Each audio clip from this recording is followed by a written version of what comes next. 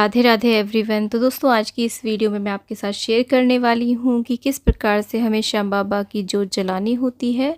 फागुन शुक्ल पक्ष की एकादशी यानी कि आंवला की एकादशी के बाद में अगले दिन द्वादशी के दिन श्याम बाबा की जोत ली जाती है। तो इसमें आपको श्याम बाबा की एक फ़ोटो या फिर मूर्ति की आवश्यकता होती है। यदि आपके पास श्याम बाबा की फ़ोटो मूर्ति नहीं है तो आप यहाँ पर अपने कान्हा जी को भी बिठा सकते हैं, क्योंकि वो ही श्याम बाबा का रूप हैं। तो आप यहाँ पर कृष्ण भगवान की पूजा भी कर सकते हैं और आप बिना किसी भी मूर्ति तस्वीर के भी इस पूजन को कर सकते हैं, क्योंकि इसमें मुख्य रूप से जोत का ही पूजन किया जाता है, जोत ली जाती है श्याम बाबा की। वैसे तो हर महीने की द्वादशी को आप श्याम बाबा की जोत ले सकते हैं, लेकिन फागुन शुक्ल पक्ष की द्वादशी को श्याम बाबा की जोत लेना बहुत ही ज़्यादा शुभ और कल्याणकारी माना जाता है। मान्यता है कि इस दिन श्याम बाबा की जोत लेने से समस्त मनोकामनाएं पूर्ण होती हैं, हारे के सहारे होते हैं खाटू श्याम बाबा जी।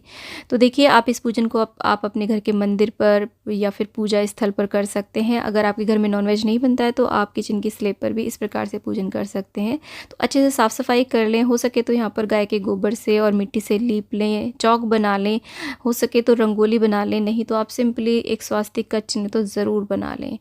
और यहाँ पर हम चौकी लगा करके पूजन करेंगे। अगर आपके पास कोई भी मूर्ति या तस्वीर नहीं है श्याम बाबा की तो कोई बात नहीं, आप यहाँ पर पूजन में कृष्ण भगवान को या लड्डू गोपाल को भी विराजमान कर सकते हैं, या फिर आप बिना किसी भी मूर्ति तस्वीर के इस पूजन को कर सकते हैं। तो देखिए, चौकी हमने बिछा दिया, उसके ऊपर आप कोई पीला वस्त्र या लाल वस्त्र बिछा सकते हैं और उसके बाद में हम वहाँ पर खाटू श्याम बाबा को विराजमान करेंगे।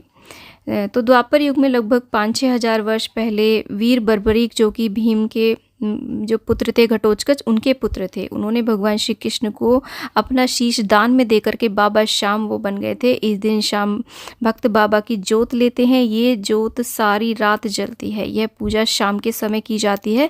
इस दिन खीर चूरमे का भोग लगाया जाता है। तो मुख्य रूप से ये पूजन आप शाम के टाइम करें। तो देखिए, हमने श्याम बाबा को विराजमान कर दिया है, माला अर्पित कर दी है, और उसके बाद में यहाँ पर देखो दोस्तों, सवा मुट्ठी चावल यहाँ पर रखे जाते हैं। चावल टूटे फूटे नहीं होने चाहिए, और इसके ऊपर हमें एक बड़ा सा दीपक देसी घी का भर के जलाना होता है, क्योंकि ज़्यादा से ज़्यादा टाइम ये दीपक जलना चाहिए। शाम बारस के दिन ऐसा नहीं है कि व्रत रखा जाता है, आप चाहे तो व्रत भी कर सकते हैं, क्योंकि पहले दिन एकादशी होती है, कुछ लोगों का व्रत रहता है। तो अगले दिन शुद्ध सात्विक रह करके शाम के टाइम हमें ये बारस में श्याम बाबा का पूजन करना चाहिए, उनकी जोत लेनी चाहिए। तो देखिए, हम एक फूल की मदद से इस तरीके से छींटा देंगे, सब कुछ पवित्रीकरण कर लेंगे। उसके बाद में हाथ में कुछ अक्षत पुष्प लेकर के हम प्रार्थना करेंगे, गणपति भगवान का ध्यान करेंगे, गौरी गणेश का ध्यान करेंगे। उसके बाद में हम श्याम बाबा से प्रार्थना करेंगे कि वो हमारी प्रार्थना स्वीकार करें और हमारे घर में ज्योत स्वरूप में विद्यमान रहें और हम पर अपना आशीर्वाद बनाए रखें। अक्षत पुष्प इस प्रकार से छोड़ देंगे।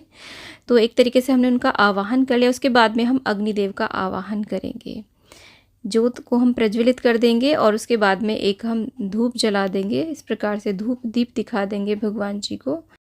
खाटू श्याम बाबा भगवान श्री कृष्ण का ही स्वरूप हैं। श्याम बाबा कलयुग में एक ऐसे देवता हैं जो शीघ्र ही प्रसन्न होने वाले हैं, इसलिए श्याम बाबा की द्वादशी पर उनकी ज्योत अवश्य रूप से जलानी चाहिए। तो देखिए, इस प्रकार से एक जल का लोटा भर के रख देंगे भगवान जी के पास में। उसके बाद में हम चंदन से तिलक करेंगे, रोली से तिलक करेंगे श्याम बाबा को। तो ऐसे बहुत ही सिंपल साधारण तरीके से हमें श्याम बाबा का पूजन करना चाहिए और वस्त्र रूपी कलावा अर्पित कर देंगे। आप यहाँ पर चाहें तो जनेऊ भी अर्पित कर सकते हैं, इत्र लगा देंगे। पुष्प माला हमने पहले ही अर्पित कर दिया। उसके बाद में देखिए, जो हमने दीपक जलाई है ना, ज्योत जलाई है, उसका भी हम पूजन करेंगे। उसको भी हम चंदन से, रोली से टिक्का करेंगे और इसके बाद में एक नारियल, उसके ऊपर हम कलावा बांधेंगे और कुछ दक्षिणा रखेंगे, श्याम बाबा के पास भेंट स्वरूप रख देंगे। बाद में ये नारियल को हम किसी कृष्ण मंदिर में जा कर के दान कर देते हैं दक्षिणा सहित। और इस प्रकार से देखिए, भगवान जी, क्योंकि फागुन का महीना चल रहा है तो हम अबीर गुलाल भी अर्पित कर देंगे और इसके बाद में हम अक्षत अर्पित करेंगे और ये जो हमने नारियल अर्पित किया है इसका भी हम टिक्का करेंगे। और इसके बाद में हमें देखिए इस प्रकार से अग्यारी करनी होती है। गाय के उपले को आप सुलगा लें, किसी बड़े से दीपक में आप रख लें। उसके बाद में उस पर 5 आहुतियाँ घी की देनी चाहिए। देखिए ये जो पूजन है, बाबा की जो जोत ली जाती है वो परिवार के सभी सदस्य मिलकर के लेते हैं। सभी लोग शाम के टाइम स्नान कर ले, शुद्ध हो जाएं, पवित्र हो जाएं, उसके बाद में सभी लोग पूजन करें। इस प्रकार से 5 आहुतियाँ देने के बाद में स्वतः ही इसमें अग्नि प्रज्वलित हो जाती हैं, अग्नि प्रकट हो जाती हैं। और उसके बाद में इस प्रकार से देखिए रोली से, चंदन से छींटा देते हैं, छांटा दे देते हैं। और उसके बाद में बाबा का जो मुख्य भोग होता है वो होता है मीठा कच्चा दूध। उसके अंदर 5 बार छींटा दे देंगे। और इसके बाद साथ ही साथ में बाबा को भोग लगाया जाता है चूरमे प्रसाद का, तो चूरमे की भी हम आहुतियाँ देते हैं। तो इस अग्नि में हम बाबा को भोग प्रसाद अर्पित कर रहे हैं। उसके बाद में पंचमेवा का भी भोग लगाया जाता है बाबा को, तो वो भी हम अग्नि में इस प्रकार से अर्पित कर देते हैं। इसके अलावा दोस्तों बाबा को खीर का भी भोग लगाया जाता है, यानी कि खीर, चूरमा, पंचमेवा और मीठा कच्चा दूध, ये मुख्य रूप से बाबा को भोग लगाए जाते हैं। श्याम बाबा की हम आरती करेंगे। अगर श्याम बाबा की आरती आपको नहीं आती है तो भगवान श्री कृष्ण की आरती आप कर सकते हैं।